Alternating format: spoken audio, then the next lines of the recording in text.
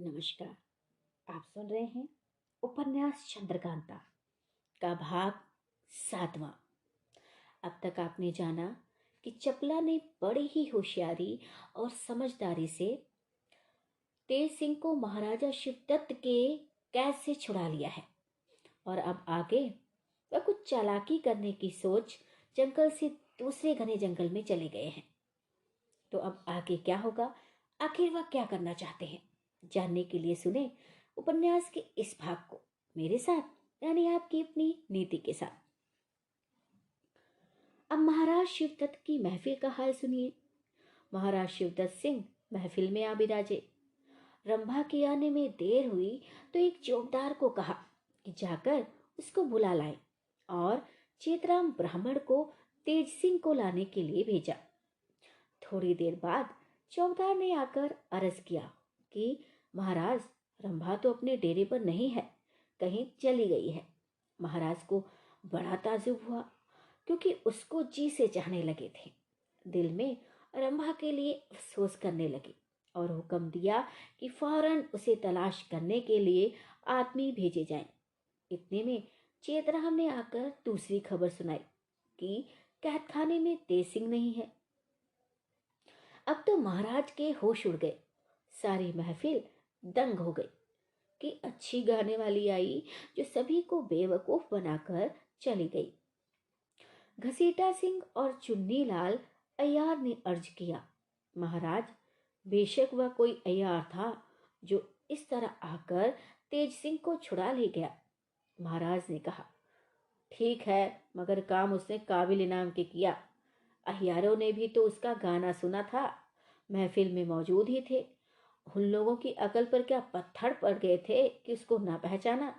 लानत है तुम लोगों के अय्यार कहलाने पर।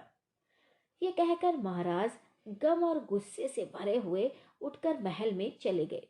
महफिल में जो लोग बैठे थे उन लोगों ने अपने घर का रास्ता लिया। तमाम शहर में यह बात फैल गई, जिधर देखिए यही चर्चा थी।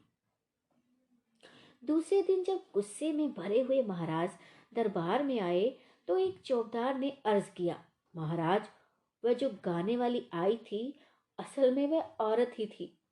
वह चेतराम मिश्र की सूरत बनाकर तेज सिंह को छुड़ा ले गई। मैंने अभी उन दोनों को उस सलई वाले जंगल में देखा है। ये सुन महाराज को और भी ताजुब हुआ। हुक्म दिया कि बहुत से आदमी जाएं और उनको पकड़ लावें। पर चौकीदार ने अर्ज किया, महाराज, इस तरह वे गिरफ्तार न होंगे, भाग जाएंगे। हाँ, घसीटा सिंह और चुन्नी लाल मेरे साथ चले तो मैं दूर से लोगों को दिखला दूं, ये लोग कोई चालाकी करके उन्हें पकड़ लें। महाराज ने इस तरकीब को पसंद करके दोनों अय्यारों को चौकीदार के साथ जाने का हुक्म दिया। चौकीदार ने उन दोनों को लिए हुए उस जगह पहुंचा जिस जगह उसने तेज सिंह का निशान देखा था, पर देखा कि वहां कोई नहीं है। तब घसीटा सिंह ने पूछा, आप किधर देखें? उसने कहा, क्या ये जरूरी है कि वे तब से अब तक इसी पेड़ के नीचे बैठे रहें? इधर उधर देखिए, कहीं होंगे। ये सुन घसीटा सिंह ने कहा, अच्छा चलो, तुम ही आगे चलो। वे लोग इधर उधर ढूंढने लगे। इसी समय एक अहरन सिर पर खची में दूध लिए आती नजर पड़ी। चौकीदार ने उसको अपने पास बुलाकर पूछा कि तूने इस जगह कहीं एक औरत और एक मर्द को तो नहीं देखा? उसने कहा, हाँ हाँ, उस जंगल में मेरा अडार है। बहुत सी गाय भैंसी मेरी वहां रहती हैं। अभी मैंने उन दोनों के पास 2 पैसे का दूध बेचा है और बाकी दूध लेकर शहर बेचने जा रही हूँ। ये सुनकर चौकीदार बतौर इनाम के 4 पैसे निकाल उसको देने लगा, मगर उसने इनकार किया और कहा कि मैं तो सेंध के पैसे नहीं लेती। हाँ, 4 पैसे का दूध आप लोग लेकर पी लें तो मैं शहर जाने से बचूं और आपका एहसान मानूं। चौकीदार ने कहा, क्या हर्ज है, तो दूध ही दे। बस एरन ने खांचा रख दिया और दूध देने लगी। चौकीदार ने उन दोनों अय्यारों से कहा, आइए आप भी लीजिए। उन दोनों अय्यारों ने कहा, हमारा जी नहीं चाहता। वह बोली, अच्छा, आपकी खुशी।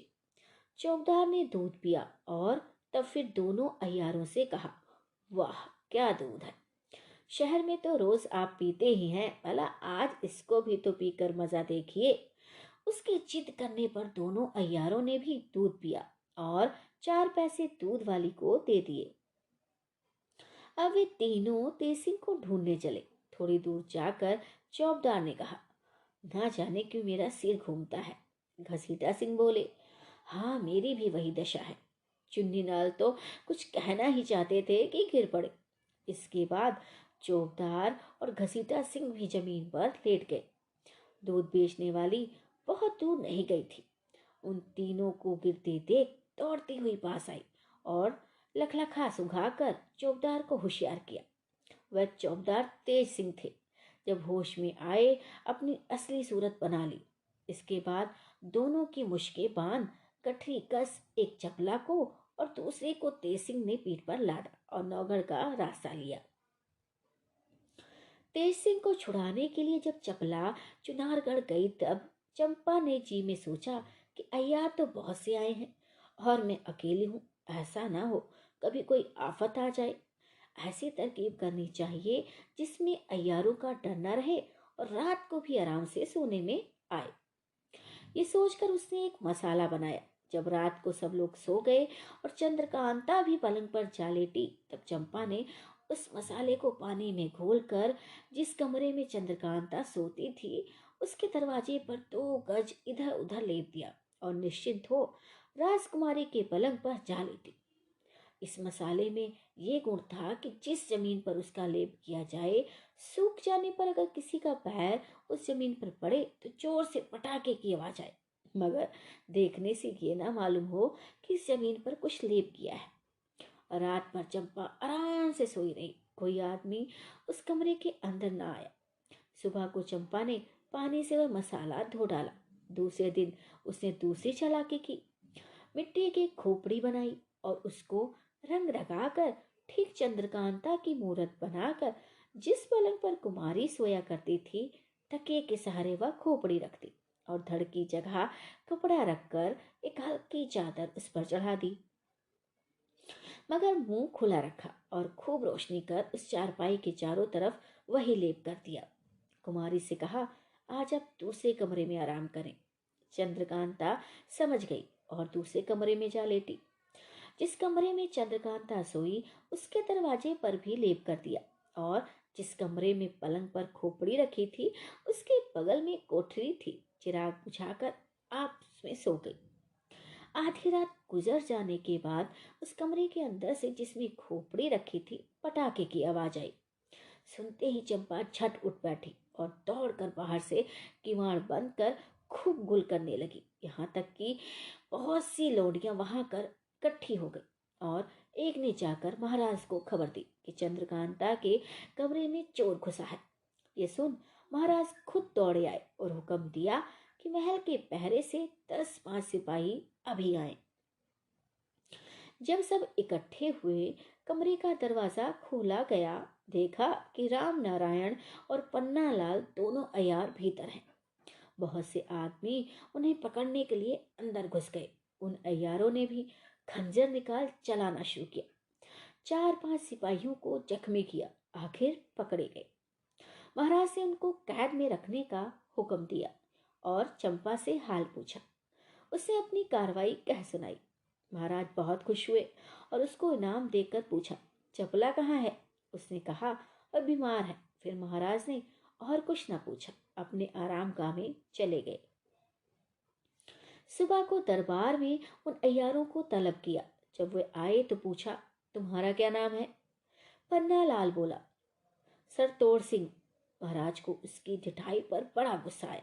कहने लगे कि ये लोग बदमाश हैं, जरा भी नहीं डरते। खैर, ले जाकर इन दोनों को खूब होशियारी के साथ कैद रखो। हुक्म के मुताबिक वे कैद खाने में भेज दिए गए। महाराज ने हरदयाल सिंह से पूछा, कुछ तेज सिंह का पता लगा? हरदयाल सिंह ने कहा, महाराज अभी तक तो पता नहीं लगा। ये अय्यार जो पकड़े गए हैं उन्हें खूब पीटा जाए तो शायद ये लोग कुछ बता दें। महाराज ने कहा, ठीक है, मगर तेज सिंह आएगा तो नाराज होगा कि अय्यारों को क्यों मारा। ऐसा कायदा नहीं है। खैर, कुछ दिन तेज सिंह की राह और देख लो, फिर जैसा मुनासिब होगा किया जाएगा।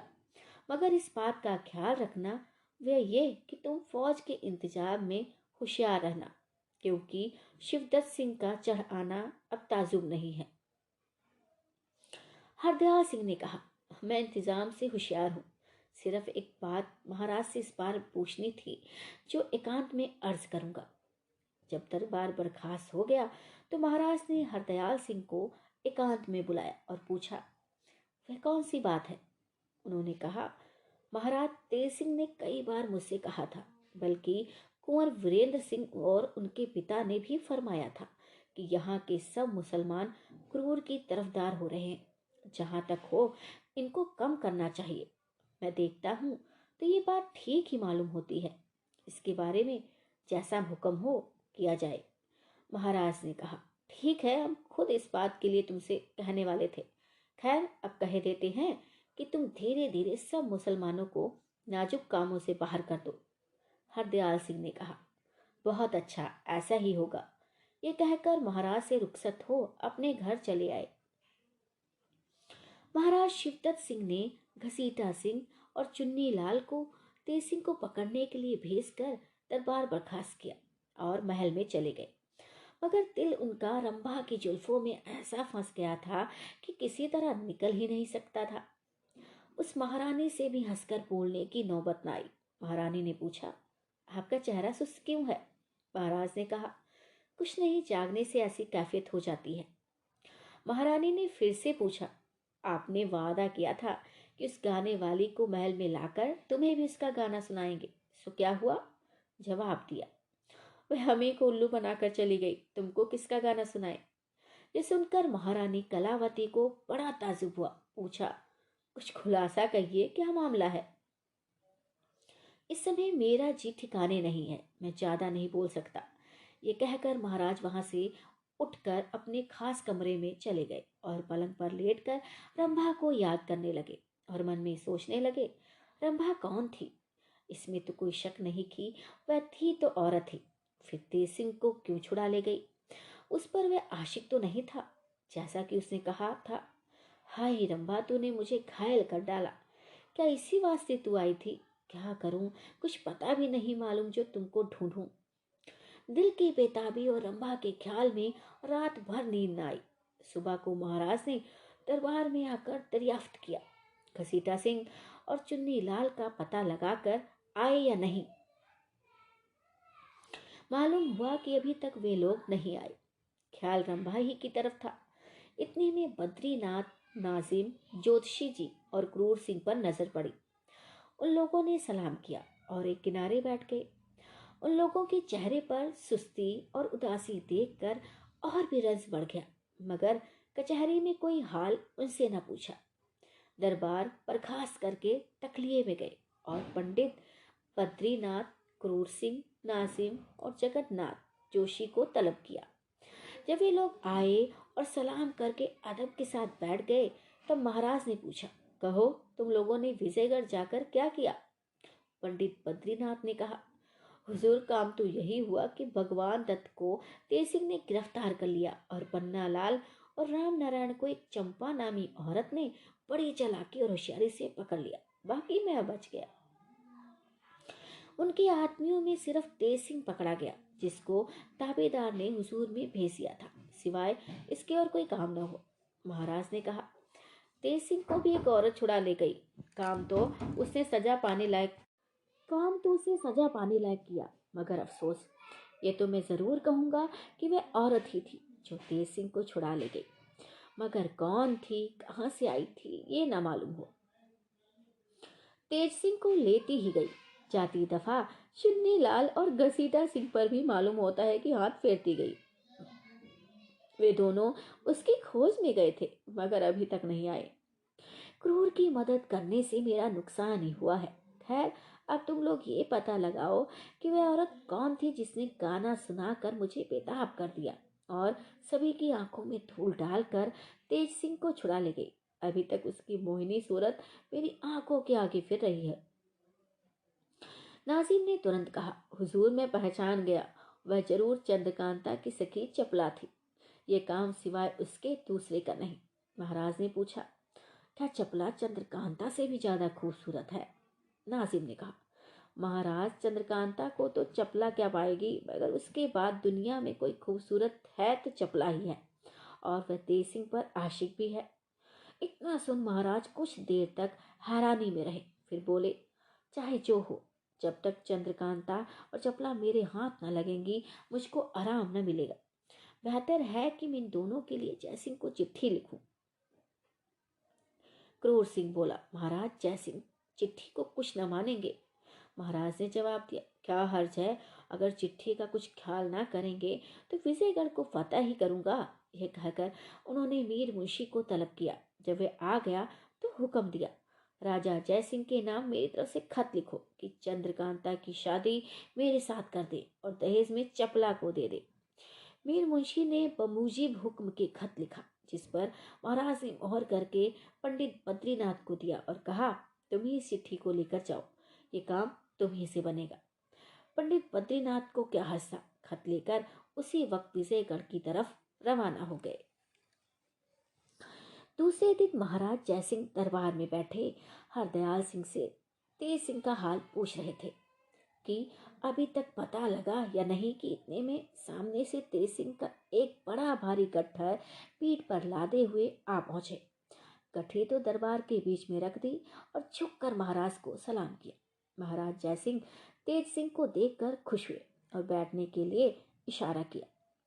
जब तेज सिंह बैठ गए तो महाराज ने पूछा, क्यों जी, इतने दिन कहाँ रहे और क्या लाए हो? तुम्हारे लिए हम लोगों को बड़ी भारी परेशानी रही। दीवान जीत सिंह भी बहुत घबराए होंगे, क्योंकि हमने वहां भी तलाश करवाया था। तेज सिंह ने अर्ज किया, महाराज, ताबेदार दुश्मन के हाथ में फंस गया था, अब हुजूर के इकबाल से छूट आया है, बल्कि आती दफा चुनारगढ़ के 2 अयारों को जो वहां से लेता आया था। महाराज ये सुनकर बहुत खुश हुए और अपने हाथ का कीमती कड़ा तेज सिंह को इनाम देकर कहा, यहाँ भी 2 अयारों को महल में चंपा ने गिरफ्तार किया है, जो कैद किए गए हैं, इनको भी वहीं भेज देना चाहिए। यह कहकर हरदयाल सिंह की तरफ देखा। उन्होंने प्यादों को गठरी खोलने का हुक्म दिया। प्यादों ने गठरी खोली। तेज सिंह ने उन दोनों को होशियार किया और प्यादों ने उनको ले जाकर उसी जेल में बंद कर दिया जिसमें राम नारायण और पन्ना लाल थे। तेज सिंह ने महाराज से अर्ज किया, मेरे गिरफ्तार होने से नौगढ़ में सब कोई परेशान होंगे ना, अगर इजाजत हो तो मैं जाकर सभी से मिलाऊं। महाराज ने कहा, हाँ जरूर, तुमको वहां जाना चाहिए, जाओ, मगर जल्दी वापस चले आना।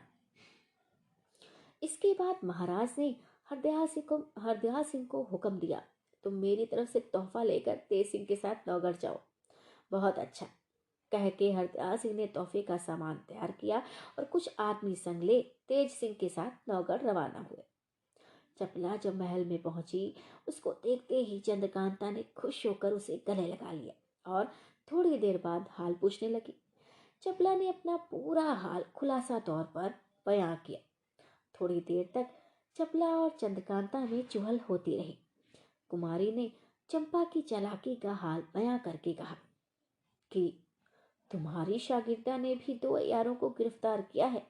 ये सुनकर चपला बहुत खुश हुई और चंपा को, जो उसी जगह मौजूद थी, गले लगाकर बहुत शाबाशी दी। इधर तेज सिंह नौगढ़ गए थे। रास्ते में हरदयाल सिंह से बोले, अगर हम लोग सवेरे दरबार के समय पहुंचे तो अच्छा होता, क्योंकि उस वक्त सब कोई वहां रहेंगे। इस बात को हरदयाल सिंह ने भी पसंद किया और रास्ते में ठहर गए। दूसरे दिन दरबार के समय ये दोनों पहुंचे और सीधे कचहरी में चले गए। राजा साहब के बगल में वीरेंद्र सिंह भी बैठे थे। तेज सिंह को देखकर इतने खुश हुए कि मानो दोनों जहान की दौलत मिल गई हो। हरदयाल सिंह ने झुककर महाराज को, कुमार को सलाम किया और जीत सिंह से बराबर की मुलाकात की। तेज सिंह ने महाराज सुरेंद्र सिंह के कदमों पर सिर रखा। राजा साहब ने प्यार से उसका सिर उठाया, तब अपने पिता को पालांगन करके तेज सिंह कुमार के बगल में जा बैठे। हरदयाल सिंह ने तोहफा पेश किया और एक पोशाक जो कुंवर वीरेंद्र सिंह के वास्ते लाए थे वह उनको पहनाई, जिसे देख राजा सुरेंद्र सिंह बहुत खुश हुए और कुमार की खुशी का तो कुछ ठिकाना ही न रहा। राजा साहब ने तेज सिंह से गिरफ्तार होने का हाल पूछा। तेज सिंह ने पूरा हाल अपनी गिरफ्तार होने का तथा कुछ बनावटी हाल अपने छूटने का बयां किया और ये भी कहा, हाथी दवा वहां के 2 अय्यारों को भी गिरफ्तार कर लाया हूं जो विजयगढ़ में कैद है। ये सुनकर राजा ने खुश होकर तेज सिंह को बहुत कुछ इनाम दिया और कहा, तुम अभी जाओ, महल में सबसे मिलकर अपनी माँ से भी मिलो। उस बेचारी का तुम्हारी जुदाई में क्या हाल होगा वही जानती होगी। बमूजिब मर्जी के तेज सिंह सभी से मिलने के वास्ते रवाना हुए। हरदयाल सिंह की मेहमानदारी के लिए राजा ने जीत सिंह को हुक्म देकर दरबार बर्खास्त किया। सभी के मिलने के बाद तेज सिंह कुंवर वीरेंद्र सिंह के कमरे में गए। कुमार ने बड़ी खुशी से उठकर तेज सिंह को गले लगा लिया और जब बैठे तो कहा, अपने गिरफ्तार होने का हाल तो तुमने ठीक बयां कर दिया, मगर छूटने का हाल बयान करने में झूठ कहा था। अब सच सच बताओ, तुमको किसने छुड़ाया? तेज सिंह ने चपला की तारीफ और उसकी मदद से अपने छूटने का सच्चा सच्चा हाल कह दिया। कुमार ने कहा, मुबारक हो। तेज सिंह बोले, पहले आपको मैं मुबारकबाद दे दूंगा, तब कहीं ये नौबत पहुंचेगी कि आप मुझे मुबारकबाद दें। कुमार हंसकर चुप रहे। कई दिनों तक तेज सिंह हंसी खुशी से नौगढ़ में रहे, मगर वीरेंद्र सिंह का तकाजा रोज होता ही रहा कि फिर जिस तरह से हो चंद्रकांता से मुलाकात कराओ। ये भी धीरे से देते रहे। कई दिन बाद हरदयाल सिंह ने दरबार में महाराज से अर्ज किया, कई रोज हो गए हैं ताबेदार को आए, वहां बहुत हर्ष होता होगा, अब रुखसत मिलती तो अच्छा था। और महाराज ने भी ये फरमाया था कि आती दफा तेज सिंह को साथ लेते आना, अब जैसी मर्जी हो। राजा सुरेंद्र सिंह ने कहा, बहुत अच्छी बात है, तुम उसको अपने साथ लेते जाओ। यह कह एक खिलाफ दीवान हरदयाल सिंह को दिया और तेज सिंह को अपने साथ उनके साथ विदा किया। जाते समय तेज सिंह कुमार से मिलने आए। कुमार ने रोकर उनको विदा किया और कहा, मुझको ज्यादा कहने की जरूरत नहीं, मेरी हालत देखते जाओ। तेज सिंह ने बहुत कुछ ढांढस दिया और यहाँ से विदा हो उसी रोज विजयगढ़ पहुंचे। दूसरे दिन दरबार में दोनों आदमी हाजिर हुए और महाराज को सलाम करके अपनी अपनी जगह बैठे। तेज सिंह ने महाराज राजा सुरेंद्र सिंह की कुशल क्षेम पूछी, जिसको उन्होंने बड़ी बुद्धिमानी के साथ बयां किया। इसी समय बद्रीनाथ भी राजा शिवदत्त की चिट्ठी लिए हुए आ पहुंचे और आशीर्वाद देकर चिट्ठी महाराज के हाथ में दे दी, जिसको पढ़ने के लिए महाराज ने दीवान हरदयाल सिंह को दिया। खत पढ़ते पढ़ते हरदयाल सिंह का चेहरा मारे गुस्से के लाल हो गया। महाराज और तेज सिंह हरदयाल सिंह के मुंह की तरफ देख रहे थे। उसकी रंगत देखकर समझ गए कि खत में कुछ बेअदबी की बातें लिखी हैं। खत पढ़कर हरदयाल सिंह ने अर्ज किया, यह खत तखलिए में सुनने लायक है। महाराज ने कहा, अच्छा, पहले बद्रीनाथ के टिकने का बंदोबस्त करो, फिर हमारे पास दीवान खाने में आओ। तेज सिंह को भी साथ ले आना। महाराज ने दरबार पर घास कर दिया और महल में चले गए। दीवान हरदयाल सिंह पंडित बद्रीनाथ के रहने और जरूरी सामानों का इंतजाम कर तेज सिंह को अपने साथ ले कोर्ट में महाराज के पास गए और सलाम करके बैठ गए। महाराज ने शिवदत्त का खत सुनाने का हुक्म दिया। हरदयाल सिंह ने खत को महाराज के सामने ले जाकर अर्ज किया कि अगर सरकार खत पढ़ लेते तो अच्छा था। महाराज ने खत पढ़ा। पढ़ते ही आंखें मारे गुस्से के सूखी हो गई। खत फाड़ कर फेंक दिया और कहा, बद्रीनाथ से कह दो कि इस खत का जवाब यही है कि यहाँ से चले जाएं। इसके बाद थोड़ी देर तक महाराज कुछ देखते रहे, तब रंज भरी धीमी आवाज में बोले, क्रूर के चुनारगढ़ जाते ही हमने सोच लिया था कि जहां तक बनेगा वह आग लगाने से न चूकेगा, और आखिर यही हुआ। खैर, मेरे जीते जी तो उसकी मुराद पूरी न होगी। साथ ही आप लोगों को भी अब पूरा बंदोबस्त रखना चाहिए। तेज सिंह ने हाथ जोड़कर अर्ज किया, इसमें कोई शक नहीं कि शिवदत्त अब जरूर फौज लेकर चढ़ आएगा, इसलिए हम लोगों को भी मुनासिब है कि अपनी फौज का इंतजाम और लड़ाई का सामान पहले से कर लेना चाहिए। यूं तो शिवदत्त की नीयत तभी मालूम हो गई थी जब उसने अय्यारों को भेजा था, पर अब कोई शक नहीं रहा। महाराज ने कहा, हाँ, मैं इस बात को खूब जानता हूँ कि शिवदत्त के पास 30,000 फौज है और हमारे पास सिर्फ 10,000, मगर क्या मैं डर जाऊंगा?